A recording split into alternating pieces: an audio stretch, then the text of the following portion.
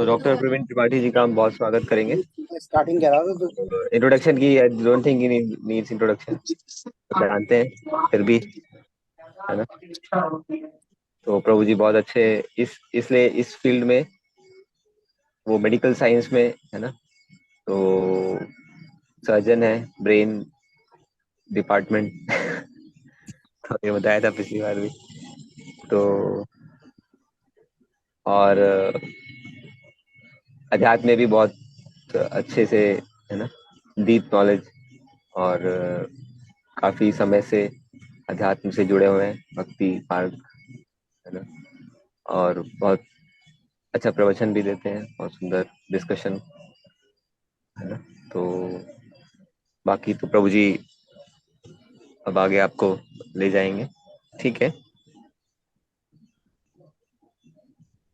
रविंद्र त्रिपाठी प्रभु जी। हरे कृष्णा प्रभु जी, दंडवत प्रणाम। हरे कृष्णा। हरे कृष्णा प्रभु जी। तो बहुत आपका बहुत स्वागत है, और आप आगे फर्दर आप ही स्टार्ट कर दीजिए। जी प्रभु है जी। ना। जी प्रभु जी। तो धन्यवाद। एक बार हरे कृष्ण महामंत्र बोलेंगे सभी जरूर। लोग दोबारा से, प्रभु जी के लिए भी। हरे कृष्णा जी। हरे हरे कृष्णा। कृष्णा। हरे कृष्णा हरे कृष्णा हरे, कृष्णा कृष्णा हरे हरे राम हरे। राम राम हरे हरे हरे। राम हरे हरे राम राम राम राम हरे हरे। तो आप सबका बहुत बहुत स्वागत है आज के सेशन में। जैसा कि आप सबको पता है, आज का टॉपिक है अध्यात्म और विज्ञान। तो ये क्या एक दूसरे के पूरक हैं या विरोधाभासी हैं, हम लोग इस पर चर्चा करने का प्रयास करेंगे। और श्रीमद् भगवत गीता और श्रील प्रभुपाद के अनुगत्य होकर के अब समझने का प्रयास करेंगे कि वास्तव में स्थिति क्या है। तो जो भी कुछ आज चर्चा करेंगे, वो उसमें जो भी अच्छा रहे वो समझें कि वो पूर्व आचार्यों की देन है, वो श्रील प्रभुपाद की देन है, वरिष्ठ डिवोटीज की देन है। उसमें अपना कुछ नहीं है, और कुछ खराब रहे तो छोटा समझकर त्रुटि को क्षमा करें। आप सभी के चरणों में प्रार्थना है कि मेरे लिए प्रार्थना करें करें जो भी कहूँ वो शास्त्रोक्त हो और उसके सिवा कोई और वक्तव्य ना निकले। तो आइए हम लोग सबसे पहले थोड़ा सा प्रार्थना मंगलाचरण कर लेते हैं, ताकि जी। वाणी की पवित्रता हो जाए और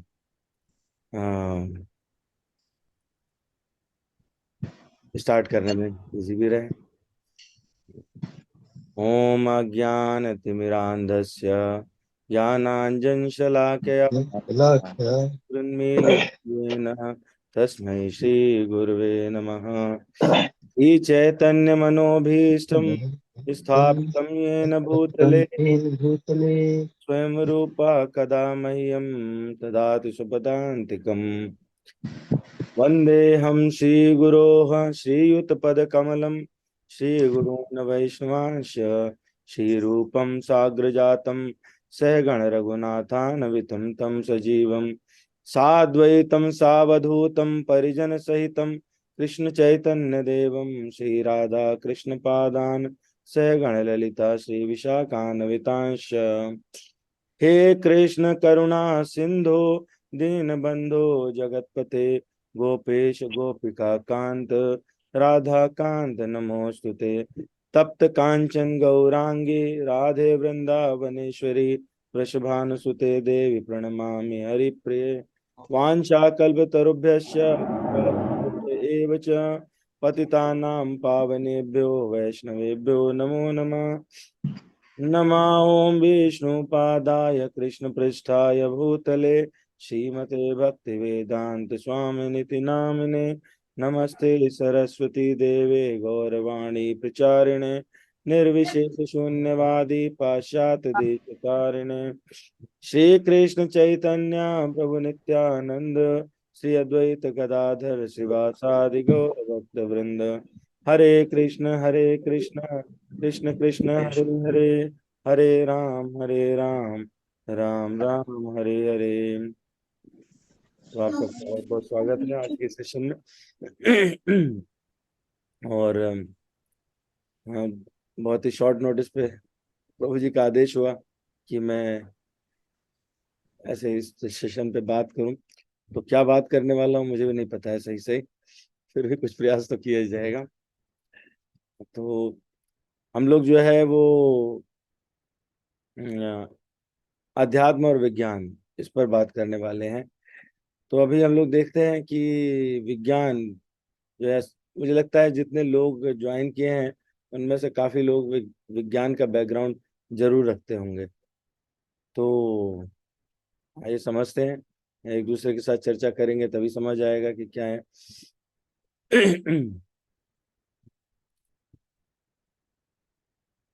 तो क्या अध्यात्म और विज्ञान ये एक दूसरे के विरोधाभासी हैं या पूरक हैं? तो आप जो है वो इसमें इनपुट देंगे सभी लोग तो अच्छा रहेगा। तो अगर सबके क्या विचार हैं, अनम्यूट करके एक एक मिनट के लिए बात कर सकते हैं तो ये चाहते तो। हरे कृष्णा प्रभु जी। हाँ प्रभु जी, हरे कृष्णा।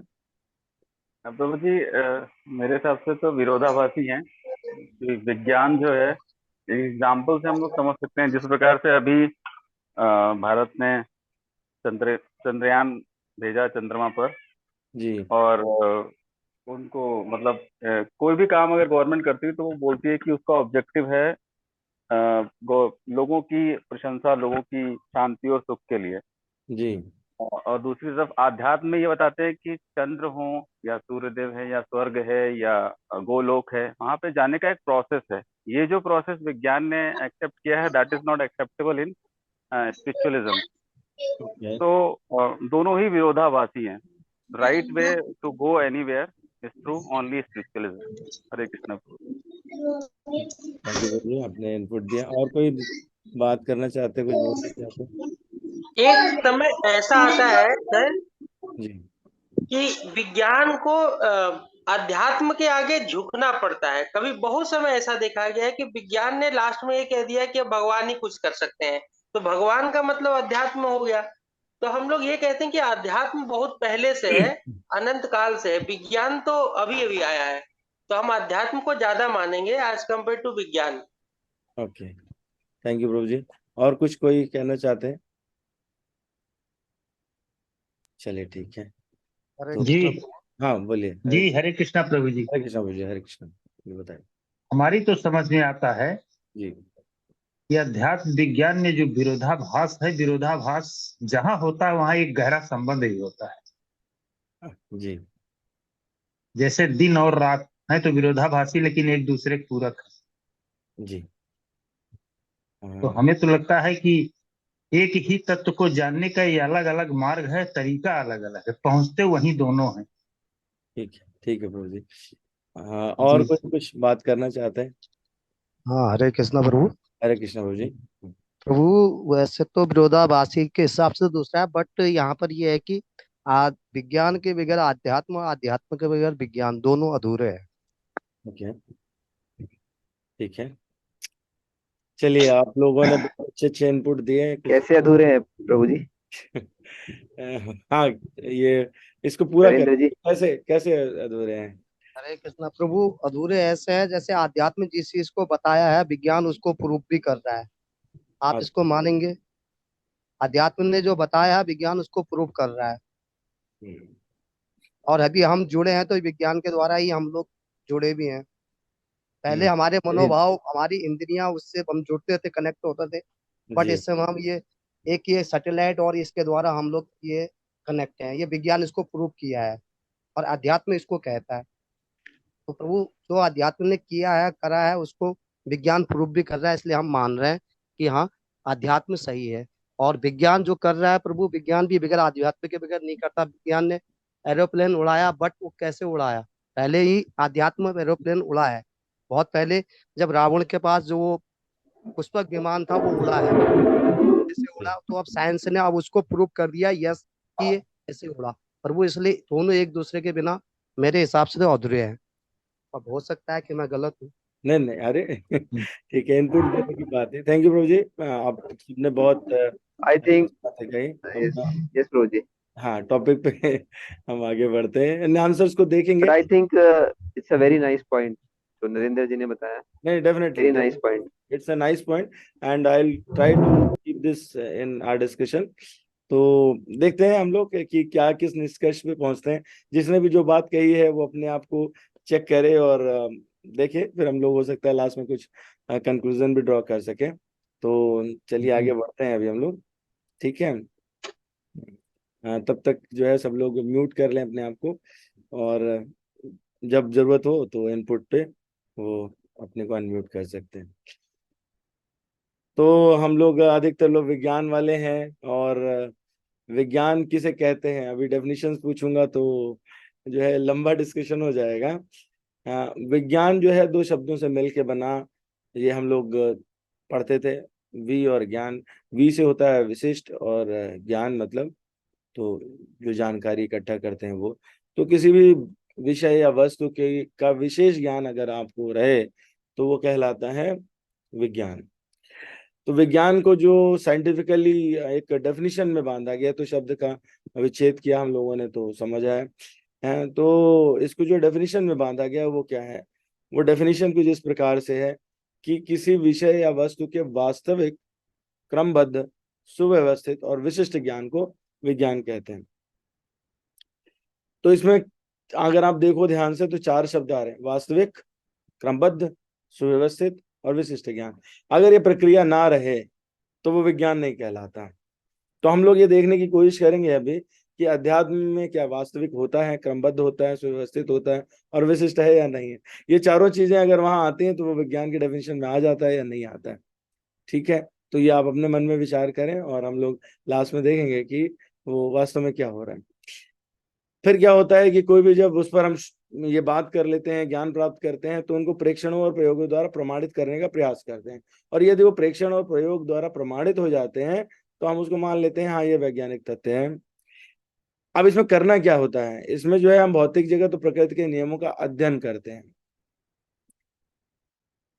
तो अगर आप इस बात को देखें कि भौतिक जगत और प्रकृति के नियमों का अध्ययन किया जा रहा है, परीक्षण और प्रयोगों द्वारा प्रमाणित किया जा रहा है, तो यहाँ पर पहले चार चीजें थी कि वो वास्तविक होना चाहिए, क्रमबद्ध होना चाहिए, सुव्यवस्थित होना चाहिए और विशिष्ट ज्ञान होना चाहिए। फिर हुआ कि वो किसी भी प्रयोग द्वारा प्रमाणित होना चाहिए, वो प्रयोग बार बार रिपीट हो तो वो वही रिजल्ट है।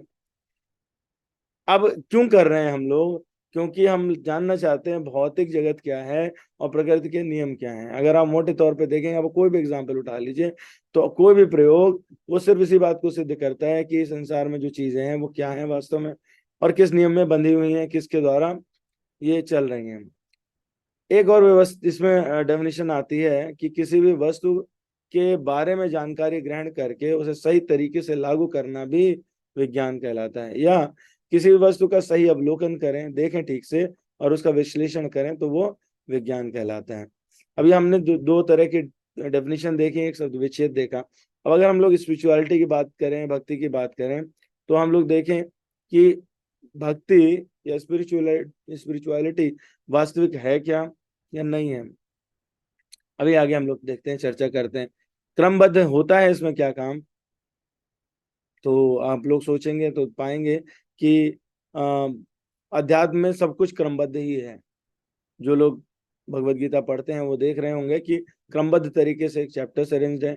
उसमें जो अष्टांग योग में बताई गई क्रियाएं वो भी क्रमबद्ध हैं, एक के बाद दूसरी स्टेप आती है। भक्ति में जब आप बढ़ते हो तो पहले आप कनिष्ठ भक्त, उसके बाद में मध्यम, तो कनिष्ठ अधिकारी, फिर मध्यम अधिकारी, फिर उत्तम अधिकारी बनते हैं।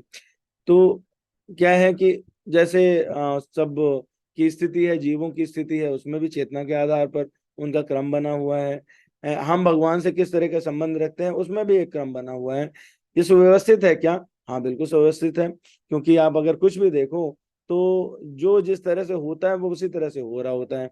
जैसे ये अब आप कभी नहीं पाओगे कि किसी खरगोश के का शावक जो है वो गधा हुआ। खरगोश का शावक खरगोश ही होगा, ठीक है। तो यहाँ पर सारा सुव्यवस्थित मिल रहा है। ठीक उसी तरह से जैसे जब भी वाटर बनेगा तो उसका जो फॉर्मूला है वो H2O ही रहेगा। उसमें सिर्फ हाइड्रोजन और ऑक्सीजन मिलेंगे, इसके अलावा कुछ और नहीं मिलेगा। थर्ड थिंग कुछ भी मिलेगी तो वाटर नहीं रहेगा। तो ये वाली जो व्यवस्था है, ये वाला जो नियम है, ये हमेशा फॉलो होता है। और जब इसको जानने लगते हैं, विशेष तौर पे इसको जानने लगते हैं, तो यह विज्ञान कहलाता है। तो विज्ञान का दूसरा नाम इस प्रकार से अगर आप देखो, तो जब आप खुद के बारे में अन्वेषण करते हैं, अध्यात्म क्या है? स्वयं के विषय में जानना, स्वयं के स्वरूप को जानना, अपना संबंध परमात्मा से समझना। तो ये जो चीज समझने की है, अगर उसको हम लोग ध्यान से देखें, तो वो वास्तविक एक चीज है जिस पर हम लोग अभी बात करेंगे, वास्तविक है या नहीं है। लेकिन बाकी सारी चीजें अभी से दिखाई पड़ रही होंगी आपको कि वो क्रमबद्ध हैं और सुव्यवस्थित हैं। जब भी आपको परमात्मा को समझना है, भगवान को समझना है, तो उसमें किसी शिक्षक की, किसी ट्रेनिंग की जरूरत होती है। एक गुरु आपको, जो परंपरा द्वारा स्थापित गुरु हैं, जैसे श्रीला प्रभुपाद है, किसी न किसी के अनुगत्य होकर के आपको वो विद्या सीखनी पड़ती है। ठीक जैसे साइंस में होता है, साइंस में कभी ऐसा नहीं होता कि आप जो है बिना सीखे आगे बढ़ सकें, आपको सीखना पड़ता है। कोई एक्सपेरिमेंट अगर करना चाहते हैं तो उसकी बेसिक स्टेप आनी चाहिए। H2O समझना है तो उसके लिए केमिस्ट्री आनी चाहिए। तो क्या है, क्रमबद्ध है और सुव्यवस्थित भी है। ठीक उसी प्रकार से यहाँ पर भी सुव्यवस्थित और क्रमबद्ध है। अब इसके विषय में जानना, अन्वेषण करना, हम कौन है, हमारी वास्तविक स्थिति क्या है, परमात्मा कौन है, उनकी क्या स्थिति है, यही बात विशिष्ट ज्ञान है। इसी को विज्ञान कहते हैं। अब ये क्या प्रेक्षणों और प्रयोगों द्वारा प्रमाणित होती है? तो वास्तविकता और प्रमाण, ये दोनों को अभी हम लोग आगे देखते हैं, और इसमें क्या नियम चल रहे हैं, तो नियमों के विषय में भी थोड़ा समझने का प्रयास करेंगे। तो एक श्लोक है श्रीमद् भगवद गीता में 7.2, आप सबकी स्क्रीन पर है, और बहुत ही सुंदर श्लोक है। इसमें दोनों चीजें आई हैं।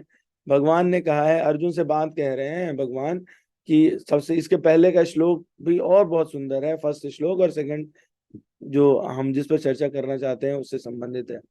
तो भगवान ने अर्जुन से एक पहला श्लोक जो कहा, उसमें कहा, मय्या सक्तमना पार्थ योगम युञ्जन मदाश्रया असंशयम समग्रम माम यथा ज्ञास्यसि तच्छृणु।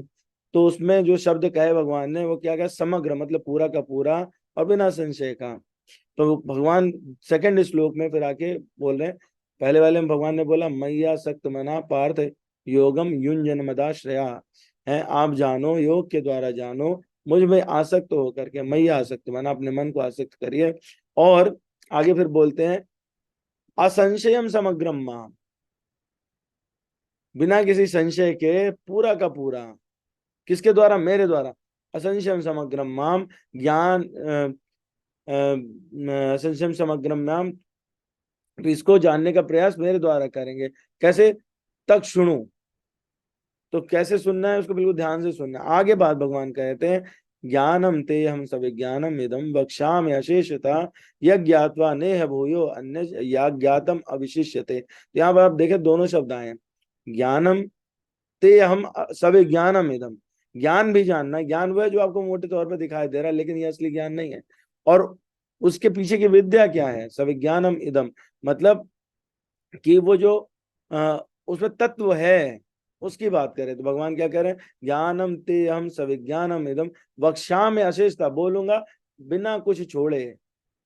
भगवत गीता में ये बात कही है भगवान ने, यानी भगवत गीता जो है वो ज्ञान और विज्ञान से पूर्ण है। तो ये मतलब यहाँ पर एक बात तो सिद्ध हो जाती है कि ज्ञान और विज्ञान, और जो हमारा अध्यात्म यानी ज्ञान, और उसके पीछे का तत्व यानी विज्ञान जो हम खोजने की बाहर कोशिश कर रहे हैं, ये दोनों विरोधाभासी नहीं है। और ये दोनों जब तक आप नहीं जाने, भगवान क्यों दोनों एक साथ कहते? भगवान तो एक साथ नहीं कहते। अगर एक की जरूरत नहीं होती है, विरोधाभासी होते, अर्जुन को ऐसी चीजें क्यों बताएंगे? लेकिन भगवान ने अर्जुन को ऐसी चीजें इसलिए बताएं क्योंकि इन दोनों को ही जानने की आवश्यकता है। इन्हीं के आधार पर कोई भी व्यक्ति आत्म साक्षात्कार कर सकता है, अपने आप को जान सकता है। वो तत्व जो पांचों शरीर में तत्व हैं, पंच महाभूत हैं, असल में अगर आप देखो तो विज्ञान उन्हीं पंच महाभूत तत्वों की स्टडी है। जो हम बाहर बेसिक साइंस करें तो भगवान कहते हैं ना, पराशक्ति है और अपराशक्ति है। पराशक्ति क्या हुई? जीव शक्ति हुई।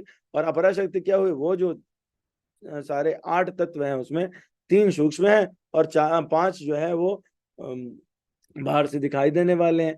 तो भगवान बताते हैं कि जो आपका, हम सभी जानते हैं, आकाश, भूमि, अग्नि, वायु और जल, ये 5 जो है वो बड़े तत्व हैं जो मूर्त रूप में दिखाई देते हैं, और 3 मन, बुद्धि और अहंकार, ये सूक्ष्म तत्व हैं।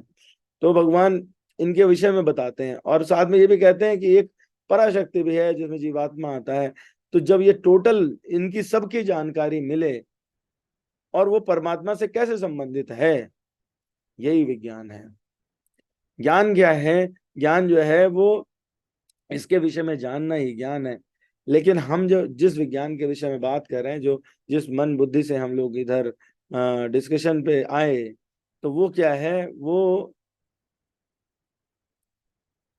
वो कुछ इस प्रकार का हो गया कि हम सिर्फ वो 5 जो तत्व हैं उन्हीं पर डिस्कशन कर रहे हैं, उनके अलावा और कुछ नहीं देख रहे हैं।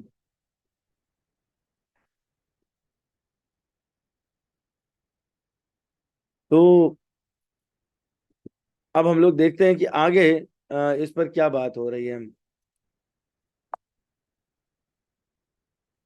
इसमें 2 चीजें, वास्तविकता, मतलब वास्तविकता की बात हम कैसे करते हैं? अस्तित्व से। तो कई बार हमारे दिमाग में प्रश्न आता है कि जो आध्यात्मिकता है, भगवान है, ये क्या है भी या नहीं है?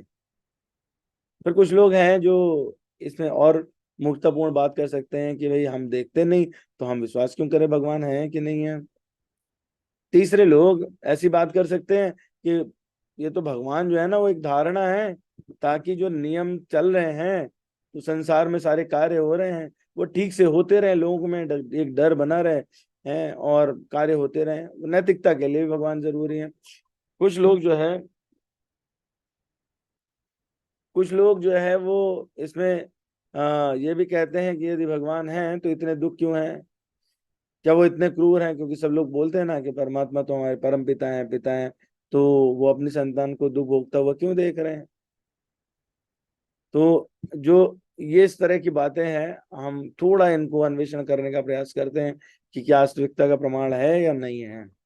तो हम लोग सब जानते हैं, हम लोग वॉच पहनते हैं, कंप्यूटर हमारे घर पे होता है, फ्रिज हमारे घर पे है, बहुत सारे इक्विपमेंट्स हैं। तो जो इक्विपमेंट्स हैं वो ये बताते हैं उनको किसी ने बनाया है, उन इक्विपमेंट्स को किसी न किसी ने जरूर बनाया है, और इसी प्रकार से वो इक्विपमेंट जो है किसी नियम से भी बंधे हैं। तो इसी प्रकार से ये किसी न किसी नियम से भी बंधे हुए हैं, और नियम अगर है तो नियम ही नियम बनाने वाले का प्रमाण है। अब वो बस हमको दिखता नहीं है।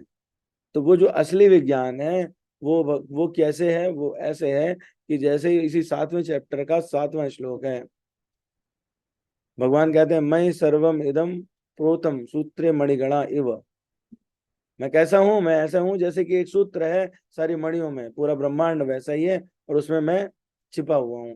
तो ये वाली जो बात है, इस बात को जान लेना ही वो असली ज्ञान है, और ये पूरी समग्र चीज ही विज्ञान है। तो ये जो हम लोग कई बार सोचते हैं कि जो प्रकृति के नियम है और सृष्टि का संयोग है, ये वाली परिकल्पना विरोधाभासी है। वो संयोग नहीं है, वो एक्चुअली वो डिफाइंड है। और वो वास्तव में विज्ञान जो हम क्या होता है कि हम खुद ही दोनों तरह की बात कर रहे होते हैं। एक बार तो हम कहते हैं कि जो है वो विज्ञान में सारी चीजें डिफाइंड है और सब चीजों का आधार पता है। दूसरी तरफ जब हम बात करने लगते हैं कि ये हुआ कैसे, जैसे मैं उदाहरण के तौर पे कहूँ, कुछ लोग बायोलॉजी वाले होंगे तो समझ जाएंगे कि जीव की उत्पत्ति कैसे हुई। तो जीव की उत्पत्ति में जो है बहुत सारी थ्योरीज आई, फिर उसमें कुछ एक जेल थ्योरी भी है, और ऐसे बहुत सारी। उसमें कहा यह गया कि पहले कुछ नहीं था और उसके बाद में फिर कुछ प्रोटीन और तत्व हुए, वो इकट्ठा हुए और उनसे फिर एक सिंगल जीव का निर्माण हुआ, फिर उसके बाद डबल का, और फिर ऐसे बहुत सारे। तो फिर वर्गीकरण होने लगा और उनका एवोल्यूशन हुआ, और फर्दर एक थ्योरी ऑफ एवोल्यूशन भी है डार्विन की, फिर लामार्क का कुछ उसमें है इनपुट। तो ऐसे बहुत सारे इनपुट्स हम देखते हैं, लेकिन ये स्टार्ट कहाँ से हो रहे हैं? समस्या यहाँ है, ये स्टार्ट हो रहे हैं सारे प्रोबेबिलिटी से। तो मेरा प्रश्न ये है कि वो दोबारा जब वो सब चीजें आपस में रहती हैं सामने, तो वैसे ही निर्माण क्यों नहीं कर देती कोई भी व्यक्ति? मतलब अगर ऐसे देखा जाए तो जो गेहूं है, गेहूं में जो तत्व है, कार्बोहाइड्रेट है, स्टार्च है ना, प्रोटीन है, कुछ ट्रेस एलिमेंट्स हैं, उनको इकट्ठा रखो और गेहूं बना लो। नहीं, लेकिन ऐसा नहीं होता। जब तक आप बीज बोओगे नहीं, गेहूं का पौधा नहीं होगा, फसल नहीं होगी, पकेगी नहीं और गेहूं मिलेगा नहीं। तो ये तो एक नियम है ना, ये तो पूरा एक नियम बन गया। ठीक है, उसी प्रकार से नियम होता है कि पहले बच्चा घर में आएगा, फिर वो बाहर निकलेगा, फिर उसका शैशवावस्था रहेगा, फिर धीरे धीरे बड़ा होगा, किशोरावस्था, युवावस्था, वृद्धावस्था और मृत्यु। तो ये परिवर्तन भी नियम है जो क्षण प्रतिक्षण हो रहा है। क्षण प्रतिक्षण कैसे हो रहा है, हम लोग भले ही ना महसूस करें, पर हम लोग सब जानते हैं कि हमारा बॉडी कैसे बना। Our body is made of cells. Cells जो मिलकर टिश्यू बनाते हैं, टिश्यू मिलकर ऑर्गन बनाते हैं, ऑर्गन मिलकर बॉडी बनाता है। लेकिन बाहर से जब हम दूर से देखते हैं तो हमारा जो मस्तिष्क है वो कुछ इस प्रकार से ढका हुआ है, हम समझ ही नहीं पाते कि वो प्रतिक्षण बदल रहा है। Every cell is dying, every second, even in fraction of seconds, multiple cells are dying and multiple cells are being created. तो वो उनको रिप्लेस कर लेते हैं पुराने वालों की। आपकी बॉडी में, हमारी बॉडी में, सबकी बॉडी में हो रहा है। और जब ये पूरी बॉडी में हो जाता है तो उसी को हम मृत्यु बोल देते हैं कि भाई हो गया, नया क्रिएशन स्टॉप हो गया। लेकिन जो भगवत गीता में बात कही गई है वो क्या कही गई कि जैसे कोई भी व्यक्ति पुराने कपड़े उतार के नए कपड़े धारण कर लेता है, ठीक उसी प्रकार से ये 5 एलिमेंट्स की चीज छोड़ करके आत्मा कहीं चला जाता है। तो अगर आप देखो तो ये बिल्कुल नियम से हो रहा है। अब इसमें परेशानियां क्या है? परेशानियां यही होती हैं कि हम उसे मानना ही नहीं चाहते, या हम वो देखते हैं पर उसको समझना नहीं चाहते, या फिर कई बार ऐसा होता है कि हमको सच में समझ में नहीं आ रहा होता है। तो जब हम उसको ध्यान से देखेंगे, ग्रंथों का अध्ययन करेंगे, तो हमको समझ आएगा कि सब कुछ जो है वो सारा विज्ञान ही है, उसके अलावा कुछ और है ही नहीं। इसमें आध्यात्मिकता या विज्ञान जो है वो असल में एक दूसरे से भिन्न है ही नहीं, वो वही एक ही चीज है, वही प्रमाणिक है। अब इसमें जो है कोई हमसे प्रश्न कर सकता है कि भाई इसका प्रमाण क्या है। तो प्रमाण की जो बात है वो हम लोग देखते हैं। तो प्रमाण से पहले थोड़ा सा भगवान के विषय में समझना पड़ेगा। भगवान जो शब्द है वो भग धातु से बना है, जिसका मतलब होता है ऐश्वर्य।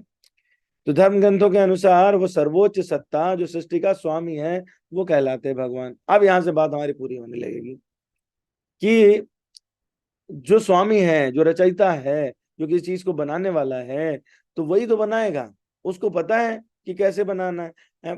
जैसे हमारे लिए हम जो भी कार्य करते हो नित्य प्रति हमको वही कार्य करना रहता है, वो प्रोटोटाइप हो जाता है।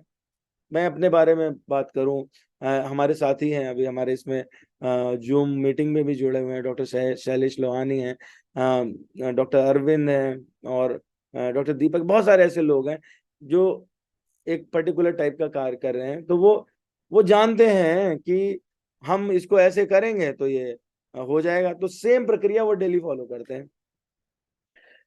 तो सेम प्रक्रिया डेली कैसे फॉलो करते हैं? क्योंकि उन्हें पता है आप जो भी कार्य कर रहे हैं वो आप वही प्रक्रिया रोज फॉलो करते हैं। क्यों? क्योंकि आपको पता चल चुकी है इस प्रक्रिया से ये रिजल्ट आता है। तो जो कार्य करने वाला व्यक्ति है, जो बनाने वाला व्यक्ति है, उसको पता है, भगवान को पता है कि सृष्टि का निर्माण कैसे होना है, भगवान जानते हैं। तो वो उसको निर्माण करते हैं। जो सेकंड कैंटो है वो इससे भरा हुआ है भागवत पुराण का। रामचरितमानस में इसका पूरा पूरा डिस्क्रिप्शन है। तो हमारे ग्रंथों में ये सब बातें कही गई हैं। अब एक और इसमें है कि भगवान जो है वो ऐसा कैसे हो सकता है कि सारी सर्वोच्च सत्ता के या सृष्टि के स्वामी हैं। तो इस पर भी जो है वो चर्चा की गई। और उसका एक, वैसे तो भगवान में अनेक गुण हैं, असंख्य गुण हैं जिनके विषय में हम न जानते हैं न समझने की क्षमता रखते हैं। लेकिन जो प्रमुख गुण हैं अलग कुछ पुराणों में उद्धत किए गए वो हम लोग उनको देख सकते हैं। ऐश्वर्य समग्र वीर्य शशाशया ज्ञान वैराग्य योश्च वै खरनाम भग इतिंगना। मतलब 6 जो मेन गुण हैं ये जिसमें भी हों, वो संपूर्ण ऐश्वर्य, समग्र वीर मतलब वीरता, समग्र यश, समग्र सी मतलब श्री मतलब धन, समग्र ज्ञान, समग्र वैराग्य, 6 की 6 चीजें पूरी हों तो वो भगवान कहलाते हैं। ठीक इसी तरह से विष्णु पुराण में ही आगे ये बात कही गई, उत्पत्तिम प्रलयम चैव भूतानाम अगतिम गतिम वेत्ति विद्याम विद्याम च स वाच्यो भगवान इति। जो उत्पत्ति प्रलय करने वाला हो, जो जीवों की क्या गति होगी और उनको गति पहुंचाने वाला हो, जो विद्या को समझने वाला हो और जो ये सब जानता है, उसी को भगवान कहा जाता है। तो ये सब मतलब इन दोनों श्लोकों से अगर देखें तो वो 6 के 6 प्रमुख गुण जिनसे ये सृष्टि कहीं ना कहीं चलती है। अब इसको हम थोड़ा और मॉडिफाई करते हैं। एक व्यक्ति जिसमें वीरता ज्यादा है, ज्यादा बलशाली है, वो बॉडी बिल्डर बन जाता है। किसी व्यक्ति के पास में धन ज्यादा है तो वो लक्ष्मीपति बन जाता है, संसारिक, है ना, कोई धनवान व्यक्ति हो जाता है। किसी के पास ज्ञान ज्यादा है, वो साइंटिस्ट इत्यादि बन जाता है। जो हम में से जो भी लोग हैं उनके पास में 6 कंपोनेंट कहीं ना कहीं होते हैं, पर इनमें एक कंपोनेंट बहुत ज्यादा होता है। लेकिन भगवान के पास में 6 कंपोनेंट कंप्लीट हैं और पूरे हैं, इसीलिए वो इन 6 कंपोनेंट से मिलके वो कुछ भी क्रिएट कर सकते हैं। तो वो हमारे सामने दिखाई पड़ता है। तो भगवान के 8 गुण छांदोग्य उपनिषद में बात की गई, हम लोग इसको छोड़ देते हैं। परिभाषा तो हम देखें कि संपूर्ण सृष्टि के जो स्रोत हो, सर्वोच्च नियंत्रक हो, सर्वोच्च स्वामी हो, सर्वोच्च भोक्ता हो। अगर ये 4 बातें हम समझ लें तो हमको समझ आती है भगवान की परिभाषा भी, और हमको साथ में ये भी समझ में आता है कि जो इन चारों चीजों को रखने वाला है वो कुछ भी क्रिएट कर सकता है, वो नियम बना सकता है, और उन्हीं नियमों पे सब कुछ चलने वाला भी है। तो भगवान संपूर्ण सृष्टि के स्रोत है, वो सारी सृष्टि को स्वयं निर्माण करने वाले हैं। ये हम लोग अभी इस पर चर्चा करेंगे तो सेशन पूरा उस पर चला जाएगा। लेकिन भगवान कृष्ण से 3 विष्णु उत्पन्न होते हैं और उनके द्वारा एक जो है वो पूरा सृष्टि का निर्माण करने वाले होते हैं। तो हम जब इसके साइंस में जाएंगे तो देखेंगे कि ये पूरा एक सिस्टमैटिक प्रोसेस है, इसमें कभी कोई ब्रीच नहीं होता, बिल्कुल वैसे ही रहता है। जैसे अभी हम लोग बात कर रहे थे कि शैशवावस्था से किशोरावस्था, किशोरावस्था से युवावस्था, युवावस्था से के बाद में फिर वो यौवन और वृद्धावस्था आ जाती है, और उसके बाद में जरा और फिर मरण। तो ये जो है वो हमेशा होता ही है, सबके साथ होता है, जो जीव जीवात्मा है सबके साथ होता है। अगर आप देखो तो सेम प्रोसेस जिनको आप निर्जीव समझते हैं उनमें भी फॉलो होता है। मल्टीपल टाइम्स क्या होता है, हमारा जो अध्यात्म का कॉन्सेप्ट है वो चमत्कार से है, कि कोई चमत्कार हो तो हम उसको समझे कि अध्यात्म है, और नहीं तो हमको मल्टीपल प्रयोगों में वो कसौटी पे कसा जाए। तो जहां तक प्रयोग की बात है और चमत्कार की बात है तो दोनों पे बात कर लेते हैं। जो प्रयोग हैं वो तो हम लोग क्या कहते हैं कि ये रिसर्च की गई और इसके बाद ये पाया गया। रिसर्च शब्द का मतलब ही होता है कि दोबारा सर्च किया जा रहा है उसको। The thing is already existing. तो एग्जिस्टिंग है तो किसी ने तो एग्जिस्ट कराई होगी। तो जिस हमारा जो साइंस का कॉन्सेप्ट है वो कितना है, वो सिर्फ रिसर्च भर का है। रिसर्च से थोड़ा ऊपर चले जाएं तो हमको समझ आए ये बात कि रिसर्च से सर्च पे जाए ना। सर्च कब होगा, जब ऑलरेडी पहले से बना हुआ है, बनाने वाला भी कोई होगा। तो हम क्या है, अगर अब इस प्रोसेस को वापस देखें पलट के, तो जो एग्जिस्ट कर रहा है हम उसी में ढूंढ रहे हैं। लेकिन अगर हम उसके पीछे की भी चीज ढूंढने लगे, जो कि हम विज्ञान की परिभाषा में कह चुके हैं, वास्तविकता क्या है, इसका इनर मोटिव क्या है, इसके अंदर का फिजिक्स क्या है, ये सब चीजें हम जब जानने की कोशिश करते हैं तो भी हम पहुंच पाते हैं। अच्छा ठीक है, सेल है, सेल के अंदर मॉलिक्यूल है, मॉलिक्यूल के अंदर एटम है, एटम के अंदर फिर न्यूट्रॉन, प्रोटॉन, और फिर फर्दर डिवीजन क्वांटम फिजिक्स भी आ जाती है वहां पे। तो जितना आप उसको शोध करते, पर हमारा जो मूल क्वेश्चन है वो वहीं का वहीं रह जाता है कि ये बनाया किसने। पहली बार तो किसी ने बनाया होगा, वो किसने बनाया, वो क्वेश्चन का आंसर यही आ सकता है, इसके अलावा कोई और आंसर उसमें पॉसिबल ही नहीं। थ्योरी ऑफ प्रोबेबिलिटी आप जब लगाने लगोगे, बताओगे संयोग से हो गया, तो दोबारा वो संयोग क्यों नहीं हो रहा, कई बार वो एक्सपेरिमेंट फेल क्यों हो जा रहे हैं। तो उसमें कोई कह सकता है ऑप्टिमल कंडीशन नहीं मिल रही है। तो भैया ऑप्टिमल कंडीशन मिलती है तो क्या हमेशा वही रिजल्ट आता है? नहीं आता तब भी। और ऑप्टिमल कंडीशन बना क्यों नहीं लेते? कंडीशन जो आप क्रिएट करने वाले तो आप कंडीशन में क्रिएट कर सकते हो। तो कहीं ना कहीं आपकी किसी ना किसी पे डिपेंडेंसी हो जाए। जिस समय आप ये कह देते हो कि हमें वो ऑप्टिमल कंडीशन नहीं मिल रही, तो इसका मतलब कंडीशन कोई दे रहा है, तब भी हमको मानना पड़ेगा कि कोई ना कोई इसके पीछे की सत्ता है जो इसको चला रही है। तो इस तरह से देखा जाए तो संपूर्ण सृष्टि के स्रोत भी हो जाते हैं, सर्वोच्च नियंत्रक भी हो जाते हैं। और जो आदमी सर्वोच्च नियंत्रक है और स्रोत भी है, वही तो स्वामी कहलाएगा। घड़ी आपके हाथ में बंधी हुई, आपने खरीदी, तो आप उसके स्वामी कहलाते हैं। लेकिन अगर उसको कोई वस्तुता देखे पीछे जाके तो टाइटन की घड़ी है, तो यानी टाइटन कंपनी को ओन करने वाला कोई व्यक्ति है ना, या किसी अमुक कंपनी के HMT और बहुत सारी कंपनी, किसी कंपनी के प्रचार की बात नहीं है, तो वो उस कंपनी के ओनर तक बात चली जाती है। कहीं ना कहीं मतलब बैकग्राउंड में आपको जाके देखना पड़ता है। बस सर्वोच्च भोक्ता जो है वो ये बात थोड़ी समझ नहीं आती। क्या है कि भगवान जो हमारे अंदर फीलिंग है ना किसी चीज को भोग करने की, भगवान सर्वोच्च भोक्ता है, और चूंकि हम लोग उनका पार्ट एंड पार्शल हैं, तो ये वाली फीलिंग हमारे पास भी है। लेकिन हमारी ये फीलिंग इतनी ज्यादा बढ़ जाती है कि हम बाकी 3 चीजें जो भगवान की हैं उसको इग्नोर कर जाते हैं, और इस कारण माया में फंस जाते हैं। हम इस बात को समझ नहीं पाते। और इसी के लिए कहा जाता है कि कोई भी व्यक्ति, कोई भी वस्तु, कोई भी आप भोजन इत्यादि लेते हैं तो वो भगवान को पहले अर्पित करें, क्योंकि हम ये कृतज्ञता देना चाहते हैं। उनके उन्हीं का दिया हुआ है सब, असल में उन्हीं के लिए ही है। जिसका सामान रहेगा उसी के लिए रहेगा ना, इसमें कोई मतलब ऐसी विशेष बात नहीं कर रहा हूँ। तो वो उसी के लिए है, हम उनको अर्पित करके और वो प्राप्त करते हैं। तो इस प्रकार से हमारी कृतज्ञता भी रहती है और भगवान प्रसाद रूप में हमको दे भी देते हैं। तो ये चारों की हमने जो परिभाषा देखी, इसके कारण ये वाला श्लोक सार्थक हो जाता है। भगवान इसीलिए पूर्ण कहलाते हैं। जब हम लोग कोई भी अनुष्ठान इत्यादि करते हैं तो उसमें ये श्लोक पढ़ा जाता है। ओम पूर्णमदः पूर्णमिदं पूर्णात् पूर्णं मुदच्यते पूर्णस्य पूर्णमादाय पूर्णमेवावशिष्यते। ईशोपनिषद का श्लोक है। इसका मतलब होता है कि वो जो पूर्ण है, जिसमें से कुछ निकाला जाए तो भी वो पूर्ण रहता है, जिसमें कुछ जोड़ा जाए तो भी पूर्ण रहता है, और वो इसीलिए सारा का सारा समग्र है, उसमें से ना कुछ घटता है और ना बढ़ता है। मोटे तौर पे ये बात है इसमें। तो उसमें से कुछ निकल भी जाए, यानी कुछ पार्ट एंड पार्सल निकल गया तो भी वो पूर्ण रहेंगे, और उसमें कुछ चला गया तो भी पूर्ण है। तो जब जब पूर्ण है, वहां पर सारा चीज अवेलेबल है, तो क्रिएशन वहां पर करना बहुत ही आसान है, बिल्कुल आसानी से किया जा सकता है। अब जो असली साइंस है वो क्या है?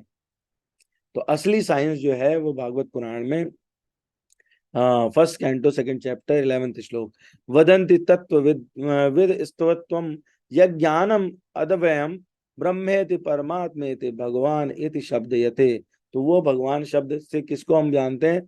वो जो अद्वय तत्व है, ब्रह्म परमात्मा या भगवान, आत्मवादी यानी तत्वविद, जो अध्यात्मवादी यानी तत्वविद। अध्यात्मवादी कौन है? जो असली वैज्ञानिक हैं, वो अध्यात्मवादी कहलाते हैं। तो अब जो है ये बात आई कि एक हो गई, हमारा शुरुआत कहाँ से हुई थी, क्या वो व्यवस्थित है? तो अब व्यवस्था की बात तो पूरी हो गई, और मुझे लगता है कि ये ठीक है। इसके बाद एक थी प्रमाण वाली बात, कि प्रमाण क्या है। तो प्रमाणों के विषय में जब हम समझेंगे तब हमको समझ आएगा कि प्रमाण जो है वो चीज क्या है। प्रमाण जो होते हैं ना वो 3 प्रकार के होते हैं। एक होता है प्रत्यक्ष प्रमाण, और एक होता है जो प्रमाण है दूसरे प्रकार का, वो कहलाता है अनुमान प्रमाण, और तीसरा होता है शब्द प्रमाण। तो प्रत्यक्ष प्रमाण में जो हमको दिखता है हम उसी को मानते हैं। जो पहले कोई सज्जन प्रश्न करते हैं कि भगवान है तो दिखे, दिखते क्यों नहीं है? तो देखो, देखने के लिए तो ये है कि बहुत सिंपल सी बात है, आप जब एक पर्टिकुलर प्रोसेस का फॉलो करते हो तो आपको वो दिखने लगता है। जो जिस टूल से नापा जाता है उसी टूल से नापोगे तभी बात बनेगी। सब्जी कोई खरीदने जाए, उसे लीटर में नापे तो कैसे बनेगा? नहीं, इंची टेप से नापे नहीं नाप सकते। तो वो टूल चाहिए आपको उस पर्टिकुलर चीज के लिए। भगवान को देखने के लिए गुरु के द्वारा प्रदत्त दृष्टि चाहिए होती है, धर्मशास्त्रों के द्वारा प्रदत्त दृष्टि चाहिए होती है, हमारे अपनी भक्ति में प्रगति चाहिए होती है, हमारी एक ट्रेनिंग की आवश्यकता रहती है। आप जब उसको करने लगते हो तो भगवान आपको दिखने लगेंगे। और जो भक्त लोग हैं वो इस बात को कहते हैं, सहज स्वीकार करते हैं, भगवत दर्शन होते हैं, लोगों का जीवन बदल जाता है। सूरदास जी, तुलसीदास जी, श्रील प्रभुपाद, चैतन्य महाप्रभु, मतलब कितने ही एग्जाम्पल हैं। जितने परंपरा के शीर्ष गुरु हैं सब ये इस बात के एग्जाम्पल है। रामानुजाचार्य जी, मध्वाचार्य जी, ये सब इसके एग्जाम्पल है। तो ये बात तो है कि भगवान दिखते हैं, पर सबको नहीं दिखते। क्यों? क्यों सबको ऐसे नहीं दिखते? उसको सिंपली समझ सकते हैं। जो आदमी केमिस्ट्री नहीं जानता वो कोई केमिकल एक्सपेरिमेंट भी नहीं कर सकता। वही आदमी लेबोरेटरी में बना पाएगा जो उसको उस सब्जेक्ट का मास्टर होगा। तो आपको इस सब्जेक्ट को समझना पड़ेगा। इस सब्जेक्ट को समझेंगे तो हम लोग उस बात को समझने लगेंगे। प्रत्यक्ष प्रमाण क्या हमेशा सही होता है? चलो हमने एक बात मान लिया कि देखने की बात तो हम ऐसे कर रहे हैं, लेकिन हाँ, जो लोग जो देखते हैं वो क्या सच में हमेशा ट्रू होता है? तो बहुत बार ना उसमें भी भ्रांति होती है।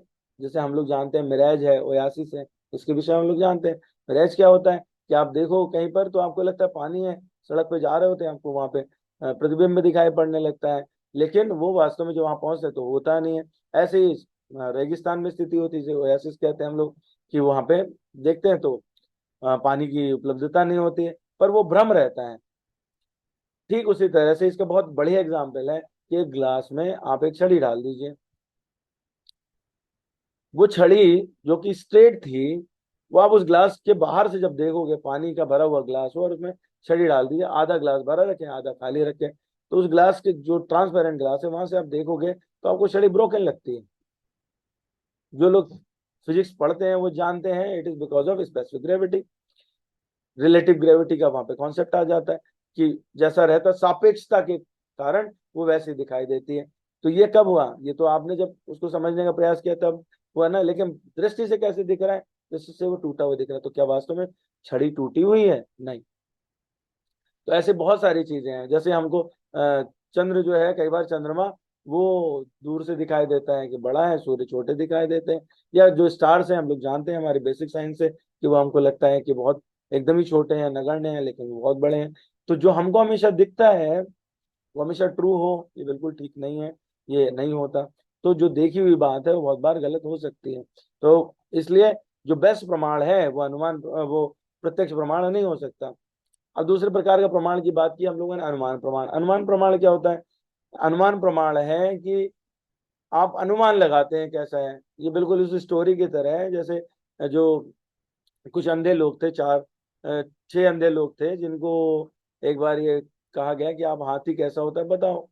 तो किसी ने जो है वो हाथी की सूंड पकड़ी, उसने कहा कि वो अजगर जैसा होता है, इस प्रकार का। किसी ने पैर पकड़ा, बोला खंबे जैसा होता है। किसी ने पेट पकड़ा, बोले वो तो एक गुदगुदा गद्दा रहता है ना। तो किसी ने कान पकड़े तो उसने उस प्रकार की बात की। किसी ने पूंछ पकड़ी तो उसने कहा कि वो तो अजीब सा सूंड पकड़, जो जिसने दांत पकड़े उसने कहा नुकीला है, इसमें चिकना रहता है, गोल है।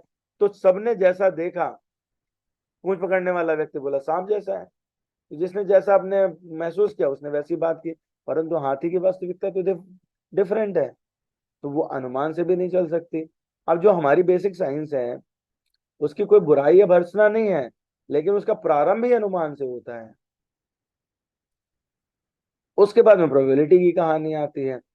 अन्वेषण करने में कोई बुराई नहीं है, क्योंकि हम कहीं ना कहीं किसी न किसी तरह से तो समझेंगे। लेकिन यदि तत्व को ये बात जानते रहे कि इसके पीछे कोई है, कोई शक्ति है जो इनको चला रही है, जिसने क्रिएट किया, और हम उस शक्ति का अन्वेषण करें, तो सही अन्वेषण तो वही होगा। फाइनली आप कहाँ पहुंचना चाहते हो? फाइनली आप किसी भी चीज को अन्वेषित करके ये जान लेना चाहते हो समग्र रूप में क्या है। समग्रता कैसे पता चलेगी? समग्रता वैसे ही पता चलेगी जब आप भगवान को जानने का प्रयास करेंगे। और उसके लिए आपके पास में एक ग्रंथ है भगवत गीता, उसके लिए आपके पास ग्रंथ है रामचरितमानस, उसके लिए आपके पास ग्रंथ है भगवत श्रीमद् भागवत पुराण। तो आप जब इनको पढ़ते हैं और किसी गुरु के अनुगत्य होकर के इनको समझने का प्रयास करते हैं, तो आपको समझ में आता है कि वो अनुमान वाली बात नहीं है, ये तो समग्र रूप में ऐसे है। उसके बाद में आपके कंफ्यूजन भी अपने आप ही खत्म होने लगते हैं। तो कोई भी एक्सपेरिमेंट अगर आप भौतिक जगत में, लौकिक जगत में भी करते हैं इस बैकग्राउंड को सामने रख करके, तो वो एक्सपेरिमेंट आपको और अच्छे से समझ आता है। अब कुछ है कि कॉन्सेप्ट की बात है कि भाई चंद्रमा का अस्तित्व है तभी तो वहां पहुंचे। तो ये बात तो बहुत पहले से कही गई है कि चंद्रमा का अस्तित्व है, सूर्य का अस्तित्व है। हमारे तो इसमें पूरा भागवत पुराण में डिस्क्रिप्शन है कि कैसे ब्रह्मांड की उत्पत्ति हुई, कौन कैसे रहता है, उनकी स्थिति क्या है। इसमें पूरा मतलब पूरा वो है, सांख्य योग पूरा दिया हुआ है वहां पर। तो ये ऑलरेडी कहीं ना कहीं इसमें डिस्क्रिप्शन है, दिए हुए हैं। अब है कि हम उसको प्रूव कर लेना चाहते हैं, और उसको प्रूव करने वाला जो थॉट है वो हमारा इन्वेंशन की तरह आता है। वास्तव में वो इन्वेंशन नहीं है, ट्रू इन्वेंशन इन्वेंशन है नहीं, लेकिन चूंकि वो पहले हमारे दृष्टिगोचर नहीं है, हमारे इतिहास में हमने जो हम इतिहास पढ़ते हैं उसमें दिखाई नहीं पड़े, तो हम ऐसा मानते हैं पहली बार हो रहा है। जैसे अभी भैया ने कहा कि पुष्पक विमान की बात थी, पुष्पक विमान से भी पहले, पुष्पक विमान तो वस्तुतः कुबेर का विमान था, और कुबेर ने उसको विशेष परिस्थिति के लिए बनाया था, उसको छीन लिया था रावण ने। लेकिन उससे पहले भी लोगों के पास विमान थे, देवताओं के पास हमेशा से विमान है।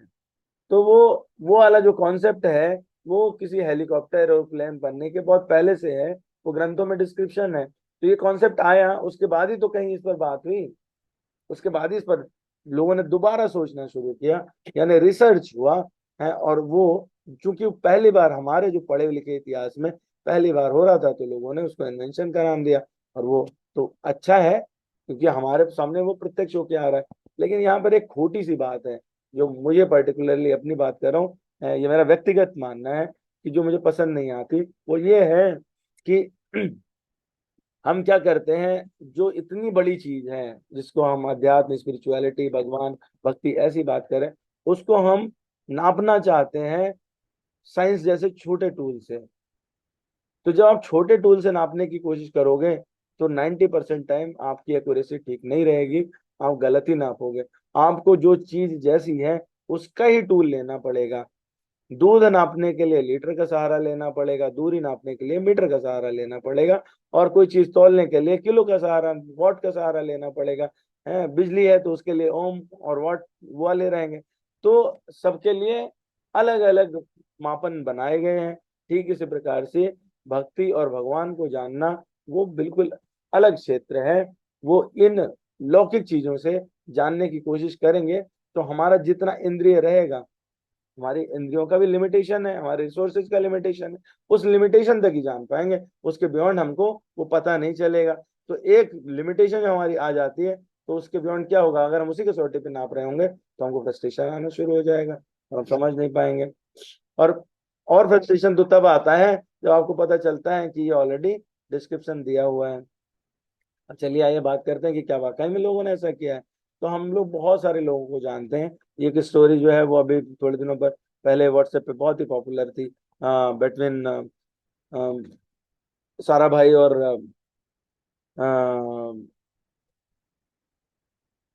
एपीजे अब्दुल कलाम। उनका एक डिस्क्रिप्शन, एक ऐसा स्टोरी आता है, व्हाट्सएप पे ही पढ़ा था मैंने, कि वो भगवत गीता पढ़ रहे थे और अब्दुल कलाम ने उनके पास जाकर के कहा कि आप इतनी ऐसी बुक इतने बड़े होकर के कैसे पढ़ रहे।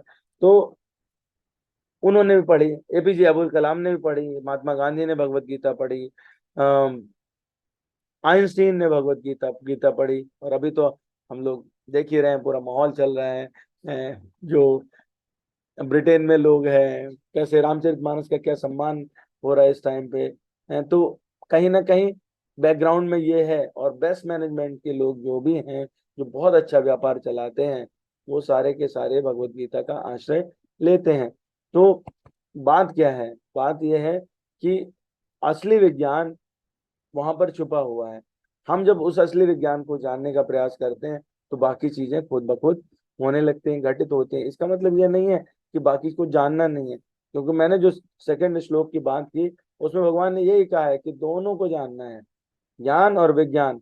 तो ज्ञान के अंतर्गत या विज्ञान के अंतर्गत वो 5 चीजें जो स्थूल हैं, जो मूर्त रूप में हैं, जो दूर से दिखाई देती हैं, उनको जानना होता है। इसीलिए हम लोग उसका एक छोटा सा पार्ट साइंस में, मेडिकल साइंस में, फिजिक्स में, केमिस्ट्री में, इंजीनियरिंग में पढ़ रहे होते हैं। तो ये गलत नहीं है। That is a smaller tinier part of whole science, that is it. And whole science is all अध्यात्म, नथिंग अदर देन दैट। तो अब जो है वो असली काम क्या है, जो असली विज्ञान है, उसकी भगवान ने 3.41 में भी बात की है। उन्होंने कहा तस्वात्म इंद्रियाण्यादो नियम में भरतर शबा पाप मानम प्रजहि हयनम ज्ञान विज्ञान नाशनम। हे भरतवंशियों में श्रेष्ठ अर्जुन, प्रारंभ में ही इंद्रियों को वश में करके इस पाप के महान प्रतीक यानी काम का दमन करो और ज्ञान तथा आत्म साक्षात्कार, विज्ञान को ही आत्म साक्षात्कार यहाँ पर लिखा है, कि इस विनाशकर्ता का वध करो। तो क्या होता है कि जब आप इसको जान लेते हैं तो आपको कैसे कार्य करना है, अपने इंद्रियों को कैसे रखना है, आप वो भी जान जाते हैं। भगवान यही बात कह रहे हैं। तो आप किसको कैसे प्रयोग में लाना है वो अपने को समझ में आने लगता है। लेकिन मेरा जो ये 3-4 श्लोक यहाँ पर उद्धत करने की बात थी, कि वो शब्द जो विज्ञान नाम का शब्द है वो भगवत गीता में खूब दिया हुआ है, रामचरितमानस में खूब दिया हुआ है। तो इस तरह से हम लोग देखते हैं यहाँ पर कि अपने को ये जो प्रमाणों की बात है वो भी, उससे भी समझ आ रहा है, और साथ साथ इससे भी समझ में आ रहा है कि भगवान के ही एग्जिस्टेंस के कारण सब कुछ एग्जिस्टिंग है। आपको कहीं ना कहीं, चाहे वो नास्तिक ही व्यक्ति क्यों ना हो, उसको भी कंडीशंस की बात करनी पड़ती है। और जब आप कंडीशंस की बात करते हैं तो ऐसे में डेफिनेटली आपको पता चलेगा ही, दिखाई पड़ेगा कि कंडीशन बनाने वाला भी तो कोई ना कोई है। तो आपको वो बात समझ में आ जाती है। तो मेरे ख्याल में ये टोटल बात जितनी करनी चाहिए थी इस पे, मेरी अपनी बुद्धि थी, उसके आधार पे थोड़ी सी बात शेष जो है वो अभय प्रभु बात करें। और यदि किसी का कोई क्वेश्चन है, कोई कुछ इनपुट देना चाहते हैं तो प्लीज दें। त्रुटि जो भी कोई हमने त्रुटि की हो, त्रुटि सुधारी दी कुछ है वो भी बात। हरे कृष्णा प्रभु जी। हरे कृष्णा। और प्रभु जी, जैसे कि आपने बताया कि अभी मैं एक चीज समझना चाह रहा हूँ, मैं थोड़ा सा शायद पूरी तरह नहीं समझ पाया कि विज्ञान और आध्यात्म विरोधाभास है या पूरक है, अगर एक शब्द में कहा जाए तो असल में अध्यात्म जो है वो विज्ञान ही है, तो यहाँ पे पूरक की बात ही नहीं है और विरोधाभास की बात। Right right. तो वो क्वेश्चन जो था, जो आपने हाईलाइट था, वो मतलब क्योंकि विज्ञान जो हम समझते आए हैं जी, हाँ, वो उससे तो सुख प्राप्त हुआ नहीं, हमें ना हो पाएगा। आध्यात्म से ही हमें लाइट मिलती है, रियलिटी मिलती है। तो असल मैं में उसी को साइंस समझ रहा था जो आप बता रहे थे। साइंस एक्चुअल में जो आप कह रहे हैं स्पिरिचुअलिस्टिक होना, दैट इज, लेकिन जिस विज्ञान की हम बात करते हैं जनरली, जो लोग जैसे कि एक्सपेरिमेंट करते हैं या उड़ान चलाते हैं, कुछ बनाते हैं, बड़ा इन्वेंशन करते हैं, उसको वो साइंस बोलते हैं, but that is not the science actually. नहीं, that is also science.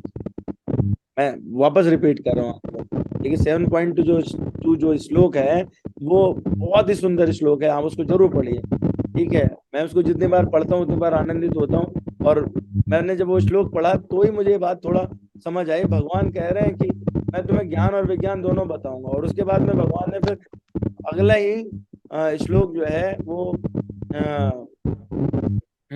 4th श्लोक है। सॉरी टू इंटरप्ट यू, मैं समझ गया कि ये जो हम इन्वेंशन करते हैं प्रैक्टिकली ये साइंस है, लेकिन अभी आप ये कहना चाह रहे हैं कि साइंस के दो काइंड नहीं है, साइंस तो एक ही है ना। तो ये जो चल रहा है दुनिया में, जो इन्वेंशन कर रहे हैं, मान लीजिए एक गाड़ी बना रहे हैं, एक कार बना रहे हैं, या एक हेलीकॉप्टर बना है, that is done through science. कोई लेबोरेटरी में एक्सपेरिमेंट किया, that has been done through science.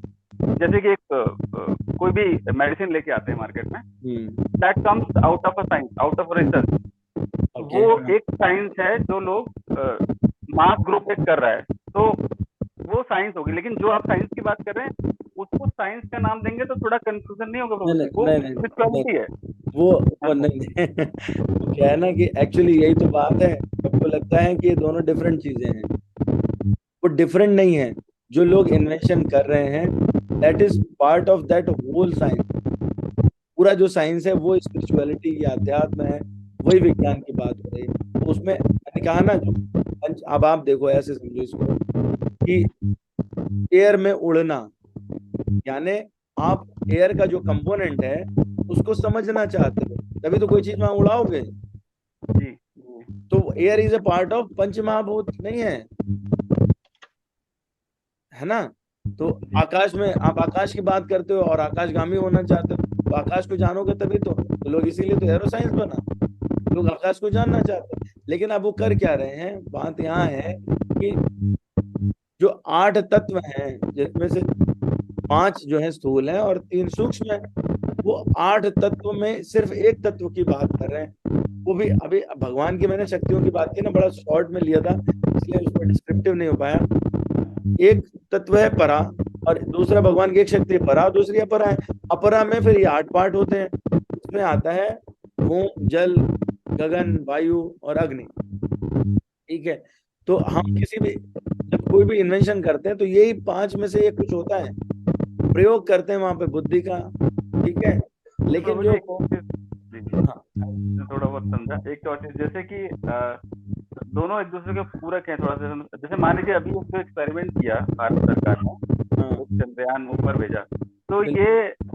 ये आपके या मतलब आप ये सही किया, या ये लाखों रुपए अरबों रुपए लगा के वहां पर एक चंद्रयान भेजा, उसका क्या ऑब्जेक्टिव है? क्या ये सही किया गवर्नमेंट ने? मेरे देखिए हिसाब क्या, से सही नहीं किया। हाँ मतलब माय ओपिनियन ओनली। नहीं नहीं मतलब इसको, क्योंकि मैं एक बात प्लीज आपको एक लाइन ऐड करना चाहूंगा, क्योंकि इतना जो अभी तक मटेरियलिस्टिक जो होता आया साइंटिफिकली बहुत एग्जैक्ट, सालों से, उससे कोई संतुष्टि तो मिली नहीं। जब हाँ मैं इस्कॉन पहुंचा प्रभु जी, अभय प्रभु जी के माध्यम से गीता पढ़ी, ये जो साइंटिफिक प्रोसेस समझ में आया ईश्वर को समझने का, उससे शांति मिली। जब हम बिल्कुल धरती ठीक। पे ही सुखी नहीं हो पा रहे हैं, हम वहां पहुंच के कैसे सुखी हो जाएंगे? मतलब ये मैं थोड़ा सा और समझना चाहता हूँ, ये साइंस के थ्रू ही हुआ, तो इज इट राइट और रॉन्ग? देखिए क्या है ना कि कभी बेस्ट कभी ऑफ कभी कुछ करके ही मिलता है, राइट रॉन्ग तो आ, थोड़ा कहना मुश्किल हो जाएगा यहाँ पर। आपने जो कहा ना वेस्ट ऑफ मनी, कोई अगर, हाँ मतलब उद्देश्य क्या है, उद्देश्य जो है वो बहुत इस पर डिपेंड करेगा। यदि आपका उद्देश्य था कि आप सुखी होना चाहते हैं, आपका उद्देश्य था कि आपको शांति चाहिए, तो फिर ये वेस्ट ऑफ मनी है।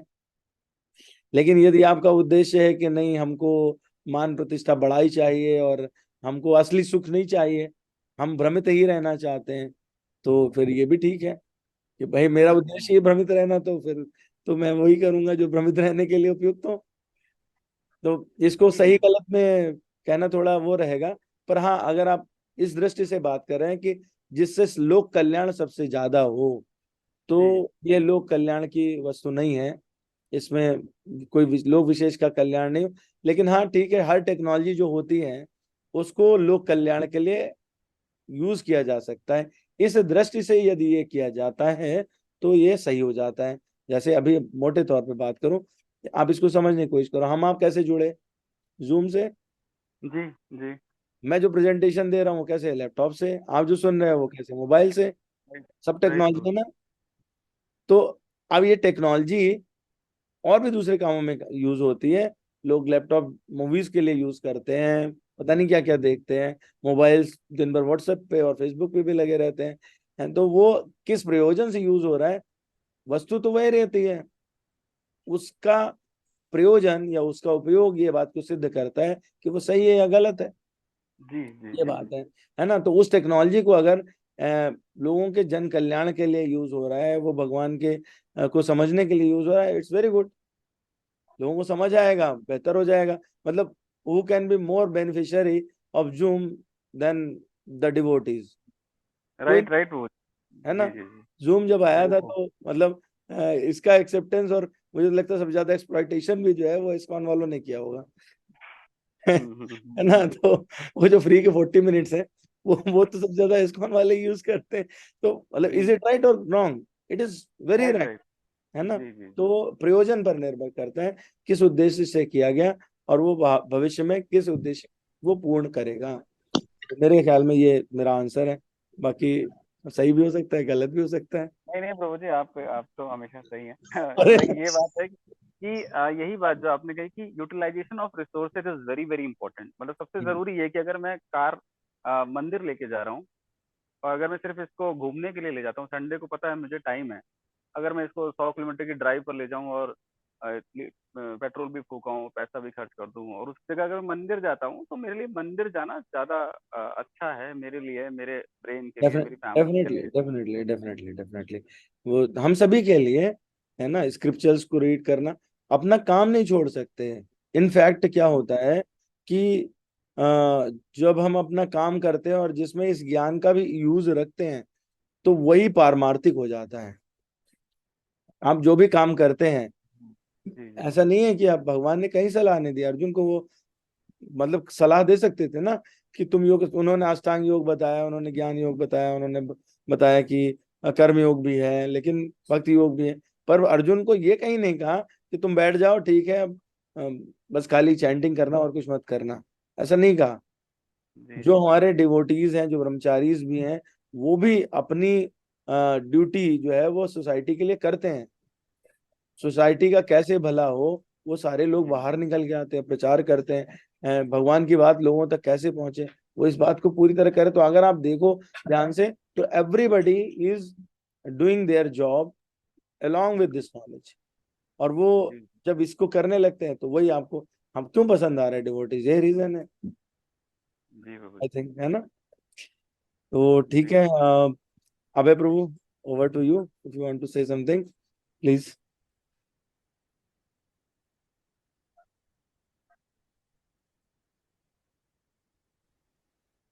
हरे कृष्णा। बहुत बहुत धन्यवाद। बस, हरे कृष्णा। मैं ऑडिबल? यस यस प्रभु, you are fully audible. Thank you so much for your wonderful presentation. This very important, very nice topic. और आपने अच्छे से इसको क्रिएट किया, और भगवत श्लोकों से रेफरेंस लेके, और है ना, और डेफिनेशन, हर चीज का डेफिनेशन होता है। विज्ञान का definition आपने बताया थैंक यू प्रभु है जी, ऑल ना, ग्लोरीज टू ये श्रीला पूरा प्रभुपाद डिवोटीज। स्ट्रक्चर्ड वे में, बहुत सुंदर तरीके से इसको present किया है, वेरी वंडरफुल। तो हम सबका भी बहुत बहुत धन्यवाद करेंगे आप सब। और बहुत अच्छा टॉपिक, प्रश्न पूछना चाहिए, डिस्कशन बहुत है ना। तो बहुत रहा आज का, और आप भी एग्री करेंगे, है ना। जी तो कई चीजें और भी, प्रश्न कोई पूछ सकता है, मतलब 5 मिनट और भी, कोई हाँ, प्रश्न अगर है तो हाँ कोई पूछ कोई सकते पूछना हैं, चाहे तो डेफिनेटली, है ना। तो कुछ एनी टाइप ऑफ हमने क्वेश्चन। लेट भी है थोड़ा, लेकिन हाँ। और हाँ, 2-3 चीज मैं 2 चीज बोलना चाहूँगा। जैसे प्रभु जी ने बहुत सुंदर तरीके से बताया, हर चीज का क्रमबद्ध, है ना, क्रमबद्ध होता है विज्ञान, है ना। तो भक्ति भी एक साइंस है, प्रोसेस, एक कोई, है ना। इसलिए कई लोग भक्ति को समझते हैं सेंटिमेंटलिज्म है, बस ये केवल मन की हम्म, मानसिक कल्पना, विचारधारा, ये सब, है ना। जिन लोगों के पास कुछ काम नहीं होता है, वो इसमें लग जाते हैं, है ना। तो ऐसा ऐसा विचार है ना, लेकिन सोसाइटी में कई सारे विचार या फिर इसको एक एक रिक्रिएशन की तरह लेते हैं कि कभी कभी चलो जाना चाहिए मंदिर, कभी भगवान का मंदिर है तो कभी कभी जाना चाहिए, थोड़ा चेंज करने के लिए अपना जी जो एक रूटीन है ना। कभी कभी जाते हैं, वो भी एक पार्ट, ठीक है, वो छोटी चीज है, सेकेंडरी, सेकेंडरी या पता नहीं कौन से लेवल पे उसको लेते हैं। तो लेकिन सेंटिमेंटलिज्म नहीं है ये, सेंटिमेंटलिज्म नहीं है ये, एक प्रोसेस साइंस है ना। इसलिए रूप गोस्वामी जी ने भी बताया है कि रूप गोस्वामी जो महान संत हैं, और आज उनका तिरोभाव दिवस भी है, मतलब this is the day when he left his body, departed for spiritual world, या ना सम हायर डिमेंशन। सो उन्होंने बताया कि आदौ, ये पूरा प्रोसेस क्रमबद्ध बताया है ना, जी क्या प्रोसेस है। जी बिल्कुल। आदौ श्रद्धा तथा साधु संग तथा भजन क्रिया, तो अनर्थ निवृत्ति स्या, ततो निष्ठा रुचि तथा जी बिल्कुल। अथा आसक्ति, ततो भाव तथा प्रेम अभ्युदांचति, साधका नाम अयम प्रेमणा प्रादुर्भावे भवेत् क्रमः। बिल्कुल ये क्रमश, भक्ति रसामृत सिंधु, बिल्कुल जी हाँ बिल्कुल। जी, भक्ति रसामृत सिंधु से उन्होंने बताया है, भक्ति रसामृत सिंधु में उनका ग्रंथ है। जी तो एक प्रोसेस है, एक के बाद एक के बाद एक, है ना। बिल्कुल। ये कोई ऐसा नहीं है कि ये कोई रैंडमली कुछ भी हो जाता है। कभी अचानक कोई भक्त, बहुत बड़ा वो भक्त बन जाएंगे, अचानक कुछ होगा, हाथ लगाने से, करने से इलेक्ट्रिसिटी फ्लो होगी, है ना, इलेक्ट्रिकल हाँ शॉक लगेगा, और एक, है ना, ये समाधि में आ जाएंगे। ये वाला थोड़ा हाँ, पोर्शन मैं हाँ लेना चाहता था तो छूट गया। थैंक यू प्रभु जी, आपने इसको लिया, क्योंकि कोई अधिकतर लोगों का स्पिरिचुअलिटी का थैंक यू, कॉन्सेप्ट। आप तो इतना सारा बता दिया कि हम, आपने तो इतना सारा बता दिया कि हमारे उसको डाइजेस्ट करना पहले अरे आ, वो है, यस क्योंकि काफी सारी चीजें आपने बताई है ना, तो बहुत इतने कम समय में। तो ये चीजें हैं कि ये सेंटिमेंटलिज्म नहीं है, ये साइंस है। और जैसे नरेंद्र प्रभु ने पहले एक पॉइंट बताया कि साइंस प्रूव कर रही है, जो कि अध्यात्म बता चुका है।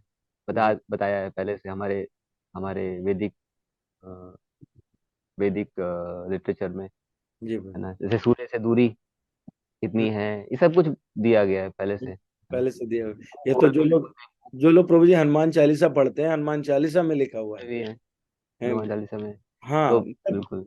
जो ये अब जैसे सारी। भूगोल पहले बोलते, जी, जी कई लोग बोलते थे कि अर्थ पृथ्वी फ्लैट, अर्थ फ्लैट है ना, एक दिन हम गिर, प्रिमिटिव थोड़ा मानते थे कि एक जगह खत्म हो जाएगा तो गिर जाएंगे। जी। तो ऐसा साइंस बोलते है कि आप लोग पहले ऐसा मानते नहीं, पहले भूगोल पहले बताया हुआ है। भूगोल गोल है ना, असल में स्फेयर बस। स्फेयर है, जी अर्थ जी, स्फेरिकल है।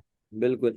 ये जो यही एक बहुत बड़ा फ्लॉ है, जो हम मतलब मैं कहना भी चाहता था, वो यही बात थी कि अ, होता क्या है एवरी टाइम, जो भी हम जो मॉडर्न साइंस जिसको बोलते हैं, ये वर्ड ज्यादा अप्रोप्रिएट है, मॉडर्न साइंस, और अपने को मॉडर्नाइज समझते हैं, उसमें जो भी थ्योरी देते हैं वो सर्टेन टाइम बाद डिस्प्रूव हो जाती है, या उसके अगेंस्ट में कोई नई थ्योरी ले आता है। मैंने मेडिकल साइंस की जानबूझ के बात नहीं की, यहाँ तो ये बहुत ही कॉमन है कि आज जो ट्रीटमेंट है कल वो बदल जाता है। रीजन क्या है? रीजन यही है कि जो पीछे का सही सही तत्व है उसको समझने का प्रयास ही नहीं किया जाता। और मैं इसीलिए एक बात मैंने समझ आऊंगा बोला था कि जो हमारा ये प्रोसेस है ना, वो अपूर्ण प्रोसेस है। हम उससे बड़े चीज को तौलने की कोशिश करते हैं, ये बहुत गलत है। होता क्या है कि एवरी टाइम जैसे एक व्हाट्सएप पे बहुत टाइम पहले मैसेज चला था, और मेरे ख्याल में उस पे टॉक भी है अमोघ लीला प्रभु की, कि डार्विनिज्म पे, कि जो उन्होंने क्या किया पुराण में जितने भी हमारे अवतार हुए उसको, कि ये डार्विन की थ्योरी, डार्विन इतने बाद में पैदा हुआ, और डार्विन की थ्योरी मल्टीपल टाइम्स डिस्प्रूव हुई। उससे आप पुराणों को प्रूव करने की कोशिश कर रहे हो, तो मतलब ये क्या होगा ना कि जब इस तरह से करने लगते हैं तो आप एक हायर चीज को लोअर पैरामीटर में लेके आ जाते हो, तो वो कहीं ना कहीं फिर आपको असंतुष्टि भी देती है। तो उसको वैसे ही रखें, उसको प्रोसेस में जाएं, उस प्रोसेस को समझने का कोशिश जो है उस इंस्टीट्यूशन के थ्रू ही करें, तो समझ में आने लगेगी, तब ये अतृप्ति या असंतुष्टि नहीं रहेगी। ये बस ये वाले पॉइंट मैं बोलना चाहता था। और थैंक यू प्रभु जी, आपने इसको थैंक यू। समराइज कर दिया जी। थैंक यू प्रो जी, ये बहुत अच्छा पॉइंट तो है। बट ये चीजें मतलब ये भी बोल सकते हैं कि वो उसको कॉम्प्लीमेंट कर रही है या उसको प्रूव तो नहीं कर रही, हम ये नहीं कहते प्रूव कर रहे हैं, वो तो ऑलरेडी प्रूवन है। जैसे ऑलरेडी हमारा प्रूव रिसर्च, यही दिस इज यही ऑलरेडी, जी जी। है ना, रिसर्च प्रूवन है। कहने का मतलब in that sense, to sense में नहीं कि वो उसको आजकल जो लोग साइंस को मानते हैं ना, तो हम्म एटलीस्ट वो बोल रहे हैं तो साइंटिस्ट बोलेंगे तो लोग ज्यादा मानते हैं। कम से हम्म। कम वो वेरीफाई कर रहे हैं कि हाँ, है ना। बिल्कुल। तो नॉट प्रूविंग, है ना, in that, that is hmm. Not the right word. तो तो ये चीज है ना। जी और हाँ, मैं एक पॉइंट बोलने वाला था बट वो निकल गया। सॉरी तो मैं एनीवेज, हाँ। तो वो हरे कृष्णा। हरे कृष्णा। और हाँ, एक चीज, हाँ अब याद आ गया। जस्ट ए सेकंड प्रभु। प्रभु जी शुरू में बता रहे थे कि जीव का, वो बताएंगे, कुछ प्रश्न पूछ रहे थे मिश्रा जी, है ना, कि उसका भाग्य से और जीव का जो ग्रोथ है, इस तरह से कुछ संबंध में वो कुछ पूछ रहे थे, बता सकते हैं। तो जैसे कि हमारे वैदिक लिटरेचर भागवतम में कई जगह बताया गया कि हाउ द चाइल्ड, है ना, उसमें जो babe जो होता है, फीटस, जी। वomb में वो कैसे ग्रो करता है, कितने महीने में क्या क्या उसका हम्म ग्रोथ कितना हो जाता है, वो हम्म, सारा इतना ज्यादा साइंटिफिक है, आप जी उसको डिनाई नहीं कर, और मेडिकल साइंस भी उसको अभी बता रही कि हाँ, ये इतने इतने महीने में ही होता है, और वो करोबोरेट, है ना। बिल्कुल। 100% तो कोरोलेशन है प्रभु जी, तो 100%। हाउ कैन, गरुड़ तो हाउ पुराण में कैन एकदम एम्ब्रियोलॉजी पूरी दी हुई है, कुछ है पूरा। ऑलरेडी हुआ है, लाइक दैट। तो ये इसमें कोई आपस में वो नहीं है, वो भी साइंस है ना। अभी जो ये जो हम कर रहे हैं ये, उसको जो, लेकिन उसको बस अगर एथिस्टिक बनाने के लिए, किसी एथिज्म को फैलाने के लिए कर रहे हैं उसका, है ना, तो वो गलत है। बिल्कुल हाँ। अदरवाइज साइंस में कोई ये नहीं है। जी और बाकी तो बहुत कुछ है, ये बहुत वास्ट सब्जेक्ट डिस्कशन का है। और विश्रा जी आप कुछ पूछ रहे थे, और नरेंद्र जी आप भी बता सकते हैं क्या बोल रहे हाँ प्रभु जी, हरे कृष्णा प्रभु जी, थैंक यू। हरे कृष्ण जी, हरे आपका कृष्ण। बहुत बहुत धन्यवाद, नाइस क्लास, बहुत बढ़िया क्लास।